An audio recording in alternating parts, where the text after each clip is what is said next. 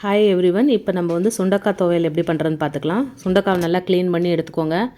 அதை இடித்து ரெண்டு ரெண்டாக ஆக்கிக்கோங்க. அப்போ தான் நல்லா உள்ளெல்லாம் ஃப்ரை ஆகும். நமக்கு கடாயில் எண்ணெயை ஊற்றிட்டு சுண்டக்காய் வச்சு நல்லா ஃப்ரை பண்ணி எடுத்துக்கோங்க. நல்லா ஃப்ரை ஆனோன்னா அதை தனியாக எடுத்து வச்சுட்டு அதே கடாயில் எண்ணெயை ஊற்றிக்கலாம். நம்ம கடலைப்பருப்பு உளுந்தப்பருப்பு போட்டு நல்லா மெதுவாக ஃப்ரை பண்ணி எடுத்துக்கலாம். அதோட காஞ்ச மிளகா பூண்டு மிக்ஸ் பண்ணி நல்லா ஃப்ரை பண்ணி எடுங்க. அது நல்லா ஃப்ரை ஆகிற வரைக்கும் வெயிட் பண்ணுங்கள். நல்லா ஃப்ரை ஆனதுக்கப்புறம் அதோட கருவேப்பிலை கொத்தமல்லி அதையும் சேர்த்து நம்ம நல்லா ஃப்ரை பண்ணி எடுத்துக்கலாம். உங்கள் காரத்துக்கு ஏற்ற மாதிரி மிக்ஸ் பண்ணிக்கோங்க. அப்புறம் அதோட புளி தேங்காயும் சேர்த்து லைட்டாக ஃப்ரை பண்ணி எடுத்துக்கோங்க. ஃப்ரை பண்ணி எடுத்து அதோட பெருங்காயம் உப்பும் மிக்ஸ் பண்ணிக்கோங்க.